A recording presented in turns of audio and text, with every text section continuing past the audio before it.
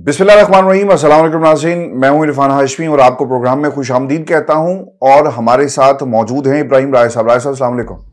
वालेकुम अस्सलाम। राय साहब, तीन खबरों पर तफसील से हम बात करेंगे। पहली खबर, हारे हुए लश्कर के कमांडर ने हमला किया है पाकिस्तान की इस्टेब्लिशमेंट के ऊपर एक बार फिर। और यह हमला किस नौयत का था और इन्हें कोई पूछता क्यों नहीं है कोई, इसकी तफसील शामिल करेंगे आज की इस नशिस्त के अंदर। और फिर इमरान खान के ऊपर एक और मुकदमा, और अब इस मुकदमे को इस्लामाबाद हाई कोर्ट में चैलेंज कर दिया गया है और अब अदालत खुल गई है इस मुकदमे को लेकर। राय साहब, खान साहब को सजा देने की ये प्लानिंग है, और एक तरफ मुज़ाकरात और दूसरी तरफ इस मुकदमे में कॉल अप पर नोटिस जारी करना। इसका भी जायजा लेंगे कि हुकूमत या नैब कौन खेल खेल रहा है इमरान खान और ये जो मुज़ाकरात का अमल है इसे सबोताज करने के हवाले से।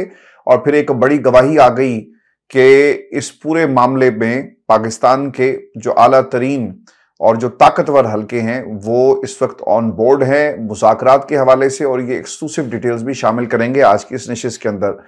राज साहब, पाकिस्तान के अंदर मुज़ाकरात को लेकर एक दफा नहीं मुतादिद दफा ये कोशिश की गई, और ये सिलसिला पिछले 7-8 दिन से हमने जो बयानात के जरिए देखा, ये मामला तब से शुरू नहीं हुए। इसकी एक हिस्ट्री है। और पाकिस्तान में जो लास्ट इलेक्शन थे, आम इंतखाबात के नताइज के बाद ताकतों को एहसास जो हुआ, पाकिस्तान में सियासी जमातों को एहसास हुआ, और ये एहसास जो था हैरानगी के साथ हुआ कि हमने क्या चाहा और हो क्या गया। अवाम कहां खड़ी थी और इमरान खान जीत जाते हैं। और उसके बाद नून लीग के अंदर से आवाज आई कि जिस जमात ने इलेक्शन में सबसे ज्यादा मैंडेट हासिल किया, आप हुकूमत उनके हवाले कर दें।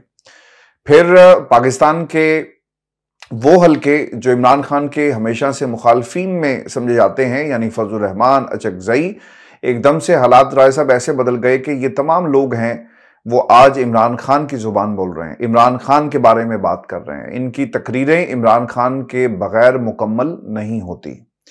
फजल रहमान साहब और जो पाकिस्तान तहरीक इंसाफ के लोग जो हैं, जो सियासी कमेटी है, वो किस तरह से मुज़ाकरात करेगी और असद कैसर साहब इस वक्त क्या कर रहे हैं, ये आगे चलकर हम अपने सुनने वालों के सामने जो है इसका भी जायजा लेंगे।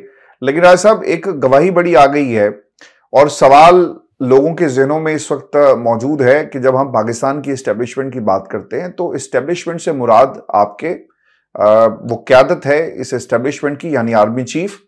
क्या वो इन मुज़ाकरात के मामले में ऑन बोर्ड हैं, और क्या एक वाकई संजीदा कोशिश की जा रही है कि कोई रास्ता निकल सके और पाकिस्तान तहरीक इंसाफ इससे पहले कि सड़क पर आए और एहतजाज की कॉल दे, और दूसरी तरफ अदालतें इमरान खान को सुरखरू करके इस एहतजाज में शामिल होने का ग्रीन सिग्नल दे दें, यानी उन्हें आज़ाद कर दिया जाए और मेरिट पर वो आज़ाद हो, तो फिर जो बयानिया बनेगा ना राय साहब, उसे फिर कोई ताकत जो है वो कंट्रोल नहीं कर सकेगी। इससे पहले डैमेज कंट्रोल के तौर पर हम पहले ही इमरान खान से बात करें, अपने बीरबलों की जो हमारी एक पूरी एक पलटून है उन्हें पहले ही एक्टिव कर दिया गया खैर खाहों के नाम से।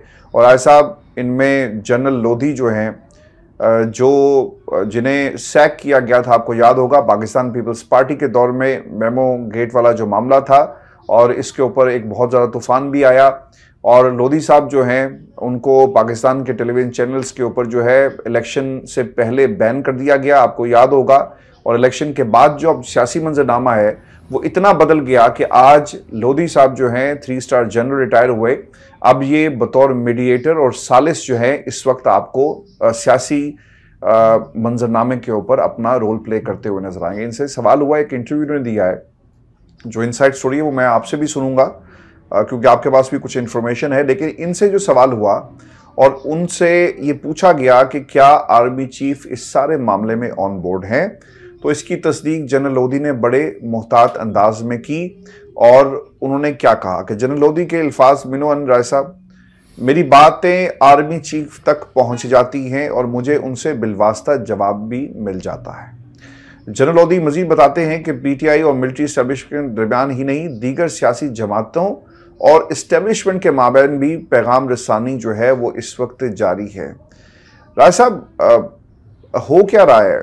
सियासी जमातों को क्या कहीं खतरा लग गया है, जो दीगर सियासी जमातें हैं, कि ये ना हो कि इनकी बात हो जाए और इमरान खान जिस तरह से अपने केसेस अदालतों में जो उनका हाल हो रहा है वो अगर सड़क पर आ गए तो हम फिर क्या करेंगे और हमारा क्या बनेगा? यानी इसीलिए ये तमाम लोग जो हैं वो इमरान खान की ट्रेन में सवार हो गए ना ऐसा।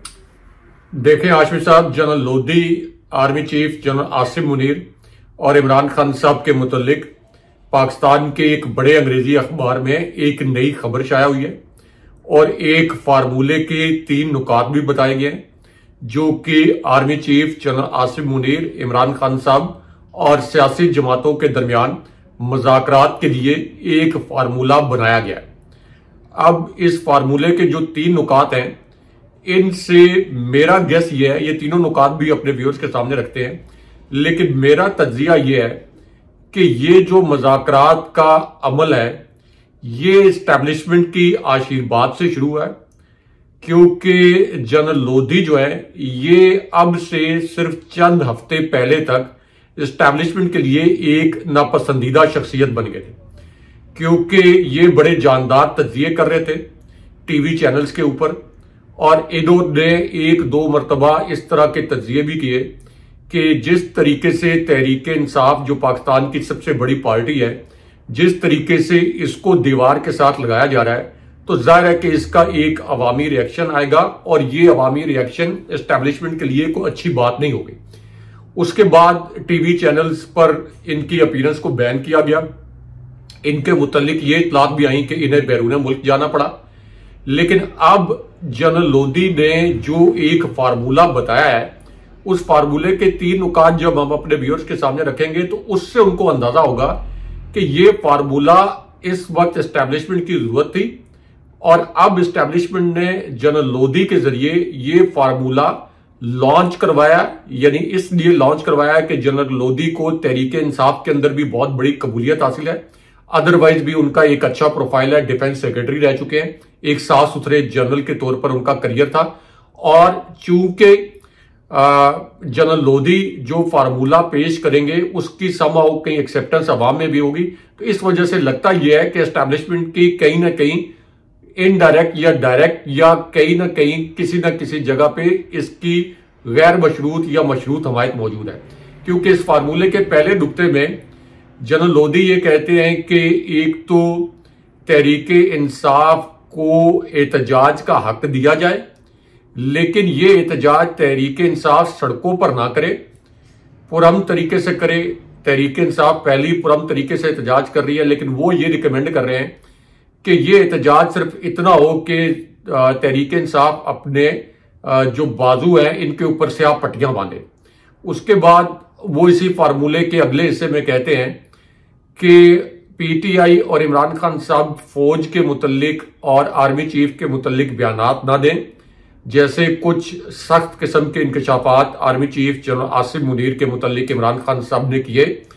जेल में रहते हुए भी उन्होंने ये अल्फाज इस्तेमाल किए कि मुझे और मेरी एहलिया को जो हदफ का निशाना बनाया जा रहा है, इसके पीछे army chief general Asim Munir है और मैं उनका पीछा नहीं छोड़ूंगा, ये जो अल्फाज इस्तेमाल किए। तो जनरल लोधी ने ये तजवीज़ किया कि तहरीक इंसाफ और इमरान खान साहब इस्टेब्लिशमेंट आर्मी चीफ के मुतल्लिक इस तरह के बयानात ना दें और इसके जवाब में जो अदालती फैसले हैं इसके ऊपर, यानी इमरान खान साहब के केसेस में जो अदालती फैसले हैं ये आजादाना तरीके से होने दिया जाए। इसके ऊपर किसी किस्म का कोई असर रसूख किसी तीसरी कुव्वत का ना हो, यानी तासुर यह है कि एस्टेब्लिशमेंट का इसके ऊपर किसी किस्म का असर रसूख ना हो।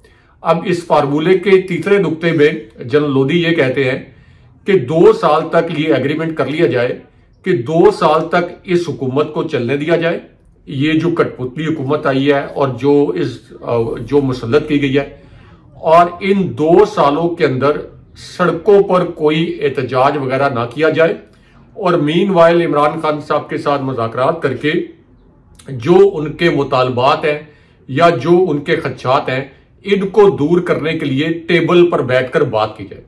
उसके बाद एक और जो उन्होंने इसी फार्मूले का चौथा नुक्ता था, उसमें उन्होंने कहा कि एक हाई प्रोफाइल इजलास बुलाया जाए, फौजी इजलास, जिसमें आर्मी चीफ खुद शरीक हो, chairman joint chiefs of staff committee शरीक हो, DGISI शरीक हों, पाक बहरिया के सरबराह और पाक फजाइया के सरबराह, और उसके बाद जो सिविलियन क़यादत है ये भी शरीक हो, और पाकिस्तान के जो बड़े कारोबारी इदारे हैं इनके सरबराहान भी इस इजलास में शरीक हों। यानी पाकिस्तान के वो तमाम स्टेक होल्डर्स जो कि पाकिस्तान की मईशत को आगे लेकर जा सकते हैं, ये तमाम इकट्ठे हों, जिसमें तहरीक इंसाफ की क़यादत भी हो, और वहां पे बैठ के एक नया सोशल कॉन्ट्रैक्ट नए इलेक्शन के हवाले से जो जब भी होगा, और इसी तरह इंसानी हकूक की खिलाफ वर्जियों के हवाले से, तहरीक इंसाफ के रहनुमाओं पर मुकदमात के हवाले से, और सियासी रहनुमा जो किसी भी पार्टी से ताल्लुक रखते हों उन पर मुकदमात के हवाले से एक नया सोशल कॉन्ट्रैक्ट जो है ये तरतीब दिया जाए। उसके बाद एक और दिलचस्प बात जो उन्होंने की, जिससे मुझे ये लगता है कि जनरल लोधी जो कह रहे हैं कि army chief general Asim Munir तक मेरी बात पहुंच जाती है और मुझे कोई इनडायरेक्ट रिस्पॉन्स भी आ जाता है, जाहिर है कि वो बड़े एक डिसेंट पर्सनैलिटी के मालिक हैं, वो कोई हवा में तीर नहीं छोड़ रहे होंगे। मैं इस वजह से कह रहा हूं कि किसी न किसी कोने में एस्टैब्लिशमेंट में ये बात हुई होगी, क्योंकि उन्होंने दो नुकात और बयान किए जो बड़े इंटरेस्टिंग हैं।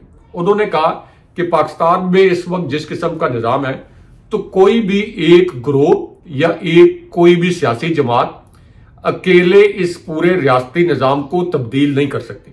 यानी उनका इशारा यह है कि सिर्फ तहरीक इंसाफ अगरचे एक बहुत बड़ी जमात है, लेकिन इस पूरे रियासती निजाम को तब्दील नहीं कर सकती। और दूसरा नुक्ता उन्होंने जो तहरीक इंसाफ के हक में बयान किया, उन्होंने कहा कि इसी तरह एक ऐसा ग्रोह या एक ऐसी जमात जिसके पीछे पाकिस्तान के बहुत बड़ी तादाद में अवाम खड़े हों, उसको भी दीवार के साथ नहीं लगाया जा सकता। तो इसका मतलब यह है कि ना तो तहरीक इंसाफ अकेली पूरे रियासती निजाम को तब्दील कर सकती है, ना इस्टेब्लिशमेंट के बस में यह है कि वो तहरीक इंसाफ को दीवार के साथ लगा दे। इसलिए इस्टेब्लिशमेंट के लिए और तहरीक इंसाफ के लिए जनरल लोधी के बकौल वे आउट ये है कि जब ये दोनों चीजें नामुमकिनात हैं, दोनों एक दूसरे को दीवार के साथ नहीं लगा सकते या रियासती निजाम तब्दील नहीं कर सकते, तो इसका हल यह है कि इस तर्ज के ऊपर एक डायलॉग किया जाए। और उनका तासुर यह है कि इससे तहरीक इंसाफ को कुछ ना कुछ कॉम्पनसेशन हो जाएगी, और इसी तरह एस्टैब्लिशमेंट जो कि इस वक्त मुकम्मल तौर पर एक बंद गली में जा चुकी है, क्योंकि इमरान खान साहब के पीछे 87% अवाम खड़े हैं। नून लीग को जबरदस्ती जितवाया गया, लेकिन नून लीग आंखें दिखा रही है एस्टैब्लिशमेंट को। फजलुर रहमान के मुतल्लिक एक बड़ी दिलचस्प खबर एस्टैब्लिशमेंट के हवाले से जो इसी प्रोग्राम के आगे जाके शेयर करेंगे, वो भी एस्टैब्लिशमेंट के ऊपर कड़ी तनकीद कर रहे हैं। महमूद खान अचकजई पार्लियामेंट के फ्लोर पे खड़े होकर एस्टैब्लिशमेंट को ललकार रहे हैं। अख्तर मैंगल बलोचिस्तान में खड़े होकर एस्टैब्लिशमेंट को ललकार रहे हैं। तो एस्टैब्लिशमेंट इस वक्त अमली तौर पर आप देखें कि मुकम्मल तौर पर एक बंद गली में नजर आती है।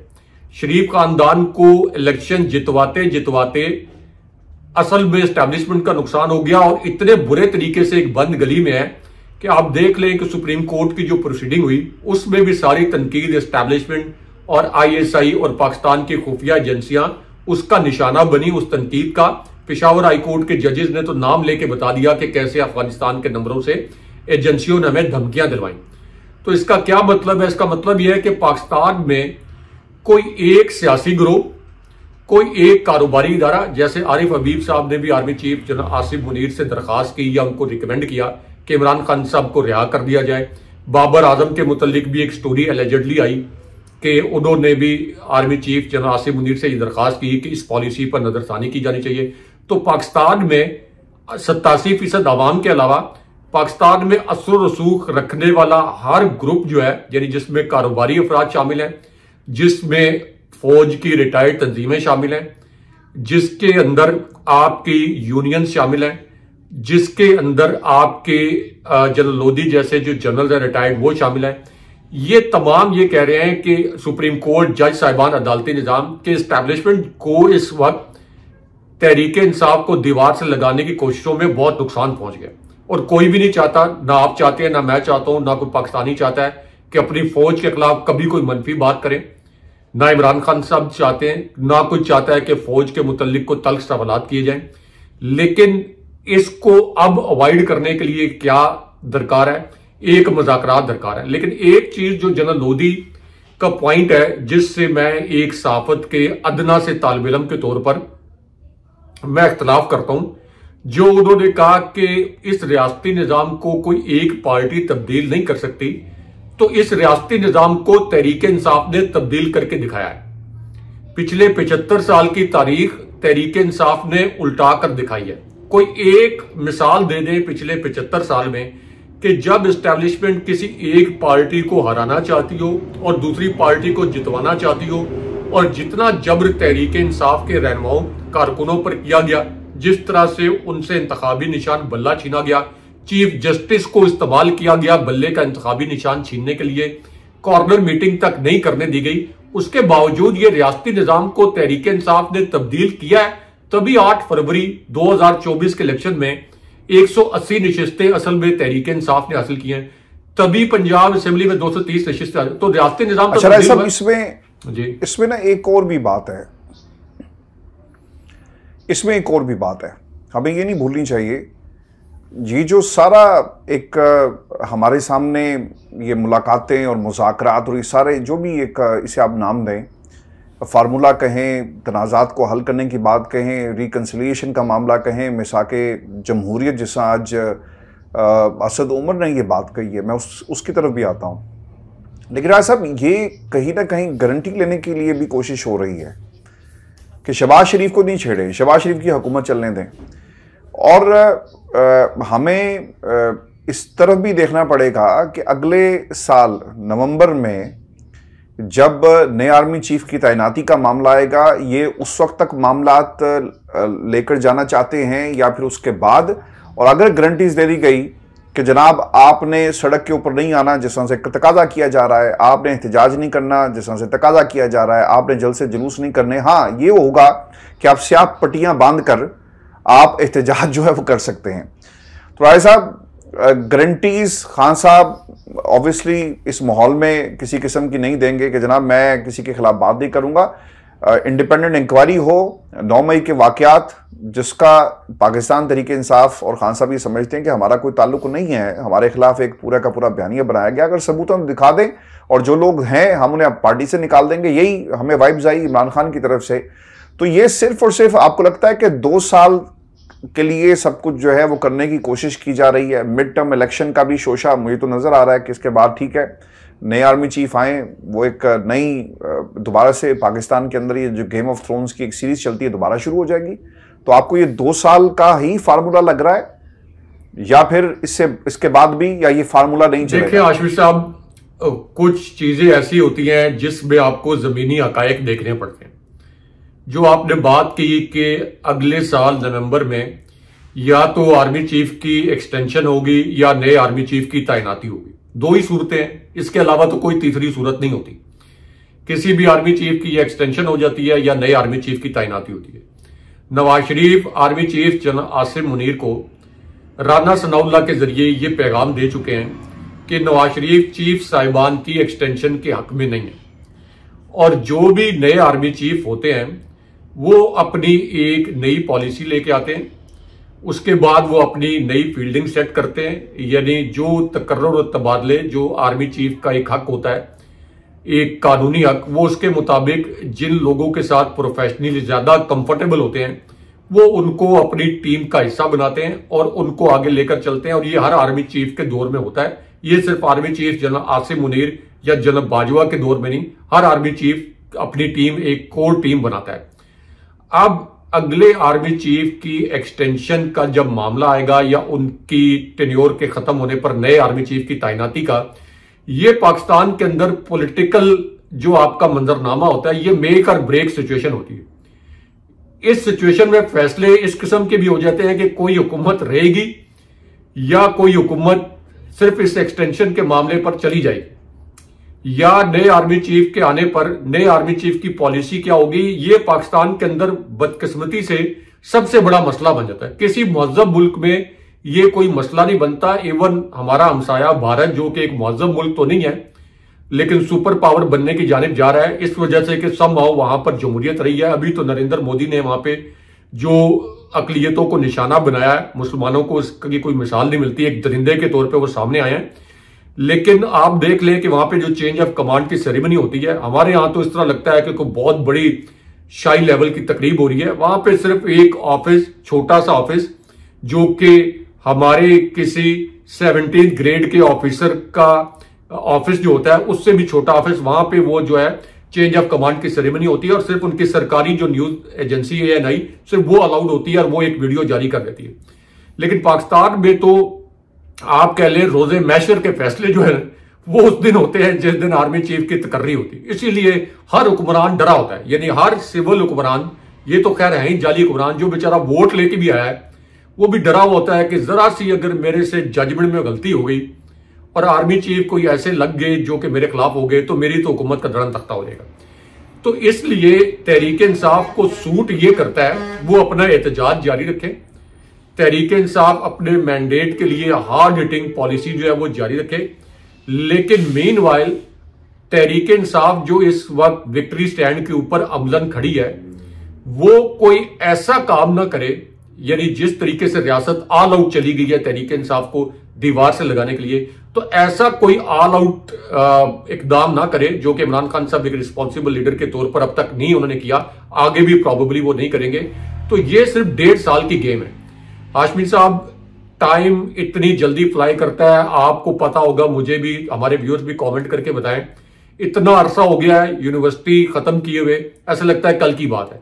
ये मैं इसलिए कह रहा हूं, जनरल ज़ियाउल हक का 11 साल का दौर गुजर गया, जनरल मुशर्रफ का दौर गुजर गया, जनरल बाजवा के 7 साल गुजर गए, नवाज शरीफ के 3 अदवार प्राइम मिनिस्टर के गुजर गए, चीफ जस्टिस फायज ईसा के 6 महीने गुजर गए, 130-35 दिन उनके रह गए।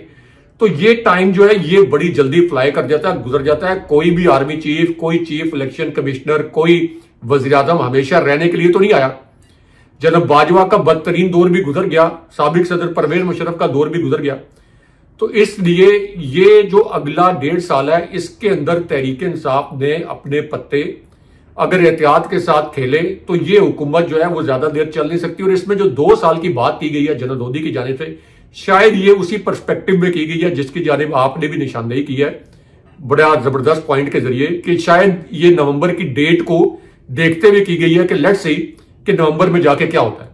क्योंकि एक आम तासुर यह है कि चूंकि नवाज शरीफ जाली तरीके से एक नशिस्त तो जीते हैं, लेकिन उनकी पूरी ख्वाहिश थी, पूरा उन्होंने जोर लगाया कि उनको प्राइम मिनिस्टर बनाया जाए। उनको प्राइम मिनिस्टर नहीं बनाया गया तो अगले कार्ड्स अब उन्होंने खेलने हैं नवाज शरीफ ने आर्मी चीफ पर प्रेशर बढ़ाने के लिए।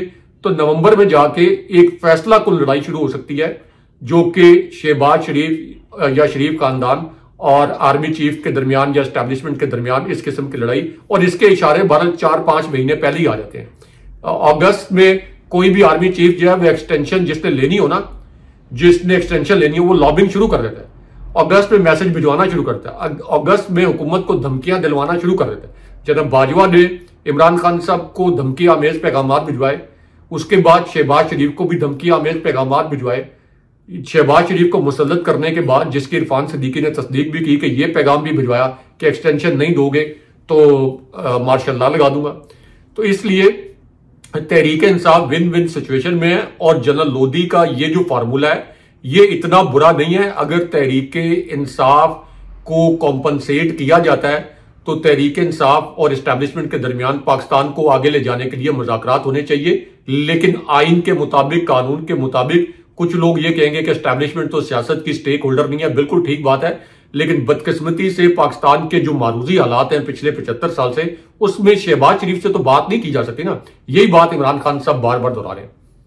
अच्छा राय साहब, फजल रहमान साहब ने आज एक स्टेटमेंट जारी किया और फजल रहमान साहब एक्टिव हो गए हैं और मैंने इनके हवाले से जो मेरी असेसमेंट है, ये राय साहब वो सियासी जमातें हैं जिनके पास स्ट्रीट पावर तो होगी, मदरसे के बच्चे भी होंगे, लेकिन पाकिस्तान की आवाम का मैंडेट नहीं है। और ये एक मखसूस किस्म की, यानी बतौर प्रेशर ग्रुप आपको पाकिस्तान में हमेशा नजर आए। राय साहब, ये इतना बड़ा प्रेशर ग्रुप है कि इनके हवाले से हमने पिछले जब से इन्हें सियासत के हम उफक पर देख रहे हैं, इनके खिलाफ राय साहब कभी कोई कार्रवाई नहीं हुई। खान साहब ने कोशिश की थी, नैब का नोटिस ही नहीं गया, लेकिन ये जर्नैलों को भी कहते हैं, अपने कंधों पर हाथ मार के कहते हैं कि इनकी हिम्मत क्या, हमने तो उनको भगा दिया, इनसे भी हम बात करेंगे। अब दोबारा इन्होंने ऐसी स्टेटमेंट जो है वो जारी करना शुरू कर दी हैं। फजल रहमान एक प्रेशर ग्रुप के तौर पर काम कर रहे हैं और प्रेशर इसलिए डाला जाता है। अगर ये जमहूरियत के लिए डाल रहे होते तो बड़े अच्छे लगते पाकिस्तानियों को, लेकिन ये सिर्फ अपने लिए ये प्रेशर गेम में घुसे हुए हैं। फजल रहमान साहब ने बयान राय साहब जो दिया है वो ये कहते हैं कि कायद-ए-आज़म ने इसराइल को नाजायज़ रियासत कहा, आज ज़बरदस्ती तस्लीम करने की कोशिश हो रही है। अब ये भी बता देना कि कौन तस्लीम करने की बात कर रहा है, किसने कहा, उस शख्सियत का भी बता दिया जाए। अगर सारी बातें आप कर ही रहे हैं तो ये भी कर दें। फिर वो ये भी कहते हैं कि तारीखी हक़ाइक़ का कुछ नहीं बताया जाता इसराइल के हवाले से, लोगों के दिमाग में इसराइल से मुतल्लिक अजीब सवालात डाले जाते हैं। और फिर उन्होंने एक और भी बात ये की कि जो यहाँ पे अब से कुछ ही देर पहले जो साहब आए, उन्होंने वो जिक्र किया कि ये जो सफदर साहब हैं, कैप्टन सफदर साहब, वो अपने ससुरालियों पर गुस्सा निकाल रहे थे या किसी और पे निकाल रहे थे, हमें तो ये नहीं पता। अब दो किस्म के ससुराली कहे जाते हैं उनके, दो किस्म के ससुराली कहे जाते हैं उनको। एक तो शरीफ खानदान, और चूंकि वो कैप्टन भी हैं तो इसलिए वो ये भी कहा जाता है कि जो फौजी हैं, जाहिर है कि उनका ननियाल ददियाल ससुराल जो है वो फौजी होती है। तो किस तरफ इशारा किया? उन्होंने कहा कि हमें नहीं पता कि आप किस अपने ससुरालियों पर गुस्सा निकाल रहे थे, किस पे निकाल रहे थे। फिर उन्होंने एक और बात कही कि बेचारा शहबाज शरीफ हुकूमत उसकी नहीं है, हुकूमत जिनकी है, आप उन पर तनकीद क्यों नहीं करते। और अब वक्त आ गया कि अब खुलकर बात होगी। तो राय साहब, ये स्टेटमेंट ऐसा स्टेटमेंट है, अगर ये इमरान खान या उनकी जमात का कोई बंदा आज के दौर में, आज की तारीख में दे दे तो मेरा ख्याल है कि एक और मुकदमा खुल जाएगा। और इधर से मुज़ाकरात की बात हुई है तो राय साहब, उधर से इमरान खान पर ये जो तहाइफ लेने वाला मामला है, नैब ने नोटिस जारी कर दिए हैं और कॉल अप शीट जो है वो 16 अप्रैल के लिए अपना खान साहब को पेश तो नहीं किया जाएगा, लेकिन नैब की टीम जाकर ज़रूर तफ्तीश करेगी। और लग ये रहा है कि इसके ज़रिए इमरान खान को मुज़ाकरात के हवाले से जो है एक प्रेशर डालेंगे। राय साहब, इतने सारे केसेस, 200 आपने डबल सेंचुरी कर ली, सजाएं भी दे दी, अब इमरान खान एक और केस से डरते हैं? नहीं डरते। राय साहब, असद उमर साहब काफ़ी दिनों के बाद आए। असद उमर का जो लास्ट खान साहब के साथ जो इंटरेक्शन थी, जो मुझे याद है, वो खान साहब अपने मुकदमात के हवाले से एक अदालत में इस्लामाबाद हाई कोर्ट पहुँचे तो वकला के हिसार में वो बैठे हुए थे। तो हमने देखा कि उस हिसार के पीछे से एक हाथ जो है वो आता है खान साहब से हाथ मिलाने के लिए, और खान साहब उनसे हाथ मिलाकर जो है वो साइड पे हो जाते हैं। असद उमर के हवाले से इतलात उस वक्त ये थी कि ये प्रेशर बर्दाश्त नहीं कर सके और उन्होंने सियासत से भी खैरबाद का, पार्टी की जो कुर्सी थी, जो ओहदा था, वो भी छोड़ दिया और शायद अब वो कभी वापस नहीं आएंगे। असद उमर सिर्फ एक करेक्टर नहीं है, फवाद चौधरी एंड सो बहुत सारे और भी इसके अंदर नाम है, जिनका फवाद चौधरी साहब अब नाम भी ले रहे हैं। अगर आपने वो ट्वीट देखी हो ना जिसमें मिफ्ता इस्माइल साहब रो रहे थे और उनकी वीडियो एक वायरल भी हुई कि देखें मेरे साथ क्या क्या जुल्म किया गया, और आज ना नून लीग ने पूछा, मुझे मुबारकबाद दी कि मैं सुरखरू हुआ, ना पीटीआई वालों ने मुझे कहा कि जिनके दौर में मुकदमे बने, और वो अब 3 शख्सियात के खिलाफ जो है, इमरान खान और 2 लोगों का भी नाम उन्होंने कहा कि मैं मुकदमा जो है इन्हें अदालत लेकर जाऊंगा कि मेरे खिलाफ मुकदमा जो बनाए गए। वहाँ उसका जवाब देते हुए ना राय साहब, मिफ्ता इस्माइल की फवाद चौधरी ने इनका नाम भी लिया कि मैंने, असद उमर ने, शीरी मज़ारी ने आपके खिलाफ जब कुछ ये हो रहा था तो हमने इनकार किया और हमने कहा कि ये गलत हो रहा है। यानी असद उमर का अब ये 3, 4, 5 लोग ऐसे हैं जिनकी एंट्री किसी न किसी तरह पाकिस्तान तहरीक इंसाफ में कराने की तैयारी हो रही है। अब इन्होंने कुछ जो बातें की हैं वो इसलिए भी इम्पोर्टेंट थी क्योंकि इनका दोबारा से आना, इसी तरह लोग लॉन्च होते हैं, क्रेडिबिलिटी, ट्रस्ट डेफिसिट है, ऐसे वक्त में ये आ रहे हैं और पार्टी इन्हें क्या एक्सेप्ट करेगी या फिर इमरान खान के ऊपर ये फैसला जो छोड़ा जाएगा। असद उमर साहब जो साबिक वज़ीर ख़जाना भी हैं, वो ये कहते हैं कि सियासतदान एक दूसरे के गिरबान पकड़ते रहेंगे तो कोई फ़ायदा नहीं होगा, सियासतदानों को कोई ना कोई तरीका निकालना होगा। असद उमर ने कहा कि मिसाक जमहूरियत पर इमरान खान को मुतमईन करना होगा, फिर वो बड़े फैसले कर सकते हैं। बानी पीटीआई जो भी फैसला करें वोटर्स उसे कबूल करेंगे। राज साहब, वोटर कबूल करेगा? असद उमर को वापस ले लें, फवाद चौधरी को वापस ले लें, मौलाना फजल रहमान जिनके बारे में डीजल के नारे लगते रहे, उनको कहें कि आप हमारी पार्टी में आ जाएं या हम आपसे बात करने के लिए तैयार हैं, लोग वो एक्सेप्ट करेंगे? Achakzai and all and company, क्योंकि अभी भी आप सर्वे करवा लेना अपने इसी प्लेटफॉर्म के ऊपर 2 टोके, बल्कि मैं लोगों से कहूँगा कमेंट करें कि इनमें से किसको लेना चाहिए, किससे बात होनी चाहिए, क्या कसौटी होगी, क्या मैज़ान होगा, कौन सा मैज़ान होगा जिस पर परखा जा सके इनकी नीयतों को, इनके हौसलों को, इनकी पार्टी एफिलेशन को, इनके एतमाद को। क्योंकि जो शख्सियत जेल में थी ना राय साहब, ये वोट उसको पड़ा है, ये वोट शेर अफजल मरवत को नहीं पड़ा, ये वोट जो है वो आपके लतीफ़ खोसा को नहीं पड़ा, ये वोट पाकिस्तान तहरीक इंसाफ के जितने लोग जीत गए उनको नहीं पड़ा, ये वोट इमरान खान को पड़ा है। लोग भूल जाते हैं, क्या पाकिस्तान की अवाम सब कुछ भूल कर जो ये बात कर रहे हैं मिसाक़ जमहूरियत की और जो शोशा छोड़ा जा रहा है, मुझे तो लगता है ये कि ये एक एक करके और करेक्टर्स भी लॉन्च होंगे। क्योंकि लोधी साहब आए हैं तो ऑब्वियसली उनके पास भी तो राय साहब एक मैंडेट है। अगर वो कहते हैं कि मेरी बातें पहुंचती हैं, और ये जो हमने पूरा एक एनालिसिस अपने सुनने वालों के सामने रखा, जो ताकत की टाइमलाइन है, ये टाइमलाइन जो पाकिस्तान में इमरान खान की हुकूमत गिराकर और इलेक्शन के बाद रिजल्ट्स तक की अगर ये पूरी टाइमलाइन देखें राय साहब, ये टाइमलाइन अब एक फॉल्ट लाइन में कन्वर्ट हो गई है। देखें हाशमी साहब, इमरान खान साहब जेल में बैठकर जिस तरह के इंकशाफात कर रहे हैं, जिस तरह के बयानात दे रहे हैं, उससे तो जाहिर ये होता है कि इमरान खान साहब को पता है कि इन बयानात की वजह से जो उन्होंने आर्मी चीफ के मुतालिक दिए हैं, कि इन बयानात की वजह से तो खुदा न खास्ता ओवरनाइट उनकी जान ली जा सकती है, खुदा न खास्ता ओवरनाइट उनको स्लो पॉइजनिंग की जा सकती है और उनके ऊपर किसी कैदी के जरिए हमला करवाया जा सकता है। लेकिन उसके बावजूद जब इमरान खान साहब को पता है कि इतने जबर के माहौल में मैं बेयारो मददगार जेल के अंदर हूं, उसके बावजूद अगर इमरान खान साहब ये बयानात दे रहे हैं तो इसका मतलब यह है कि आप जो भी केस डाल दें इमरान खान साहब पर, इमरान खान साहब पर कोई नूर का हीरा चोरी करने का केस डाल दें, इमरान खान साहब पर दुनिया की सबसे बड़ी रॉबरी का केस डाल दें, इमरान खान साहब पर जिस किस्म का जाली केस आप बना सकते हैं बना लें, इमरान खान साहब ने यह साबित कर दिया है कि आप उनको धमका नहीं सकते, डरा नहीं सकते, झुका नहीं सकते और दबा नहीं सकते। तो इसलिए ये जो केसेस हैं, अब जिस वक्त ये केसेस बनते हैं तो ये इनका एक मजाक बन जाता है। बहुत से सहाफियों को जो कि अदालतें कवर करते हैं वो ये कहते हैं कि जो प्रोसिक्यूटर्स हैं इमरान खान साहब के खिलाफ केस लड़ने वाले सरकारी प्रोसिक्यूटर्स, उनके लिए एक एक लम्हा वबाले जान बना हुआ, और जज साहिबान को चूंकि हुक्म आया हुआ है कि अभी इमरान खान साहब को रिहा नहीं करना, तो उनके लिए भी एक एक लम्हा वबाले जान बना हुआ है कि इस केस को कैसे लटकाएं।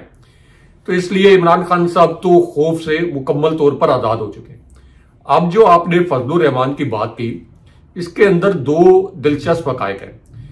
एक तो फजलुर रहमान जिनका एक मजहबी क्लाउट जो कि मदारिस के बच्चों की सूरत में उनके पास मौजूद है, और फिर जानने वाले ये भी जानते हैं कि तालिबान के अंदर भी उनका बड़ा असर रसूख है।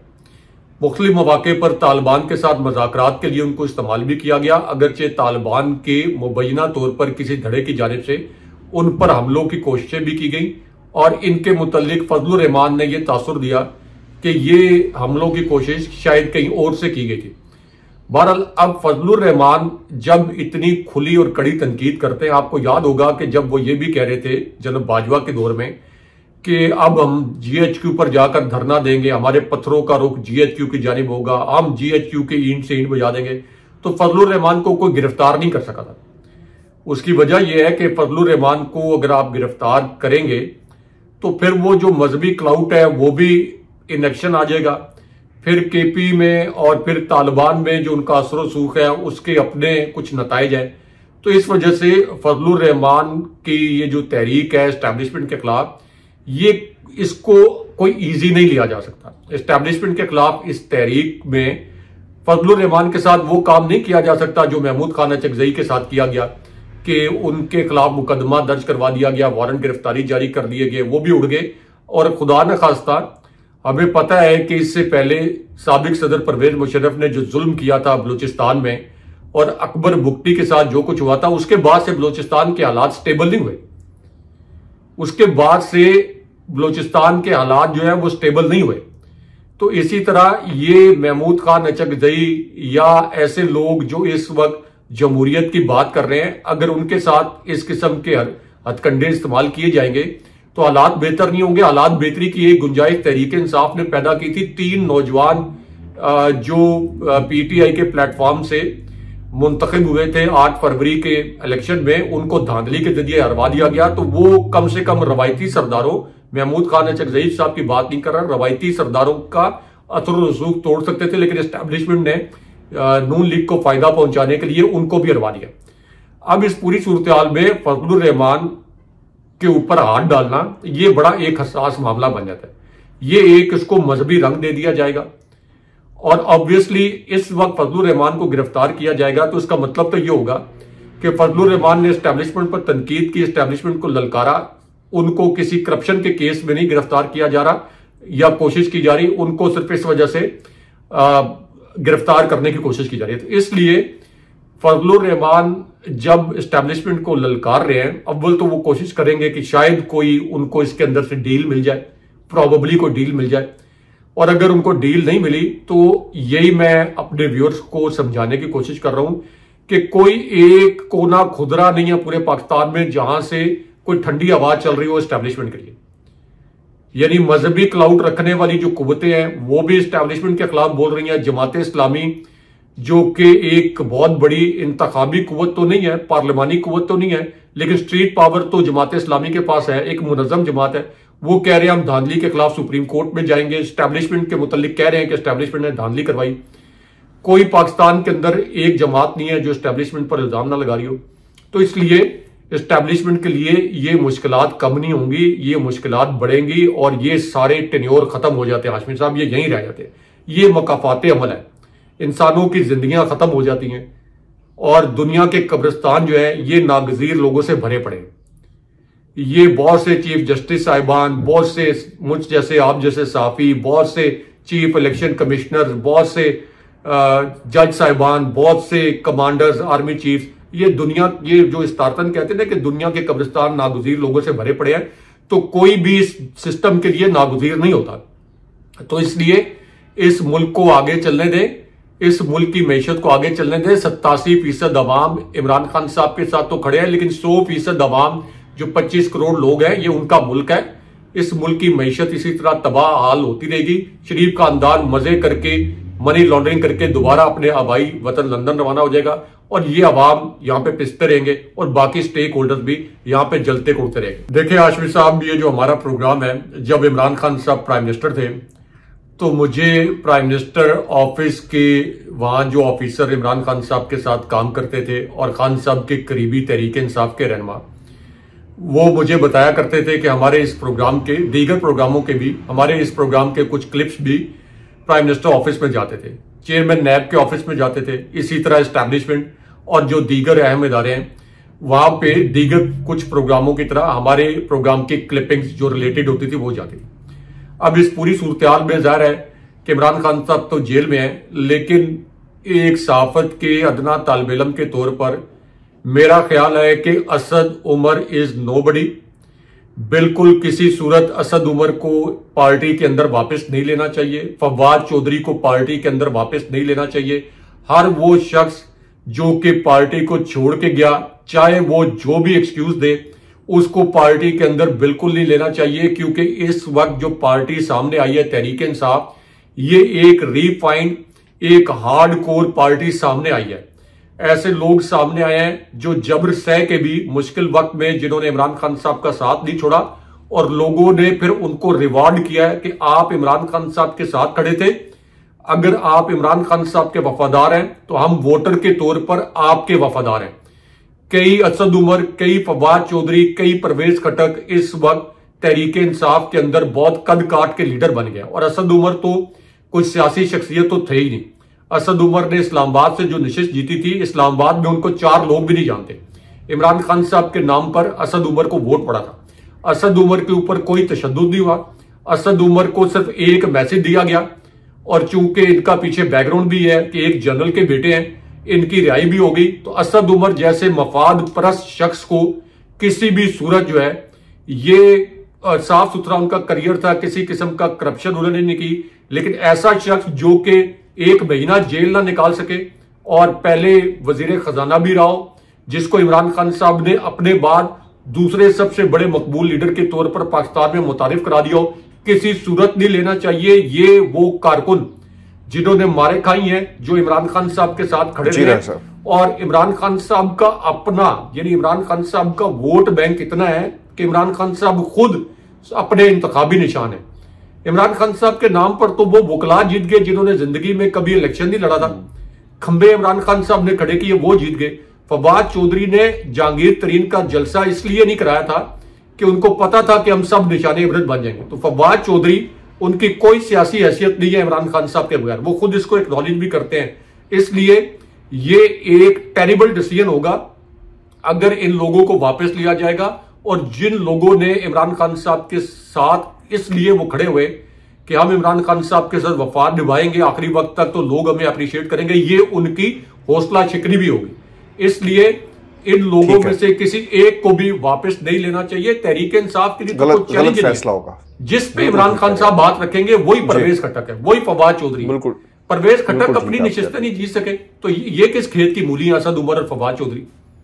बिल्कुल ठीक है व्यूअर्स, ये शो था आज का हमारा। अपने कमेंट्स भेजिएगा और किसको लेना है किसको नहीं लेना इस पर अपनी राय जरूर दीजिएगा और प्रोग्राम में शामिल हो। इंशाल्लाह कल मैं आपके कमेंट्स जो हैं प्रोग्राम में अपने सुनने वालों के साथ जो है वो हम शेयर भी करेंगे और आपकी राय, जो छोटा सा एक सर्वे कर लेते हैं कि what you think about all this people, इनको लेना चाहिए या नहीं लेना चाहिए। इजाज़त दीजिए, अल्लाह ने के बाद। अल्लाह ने।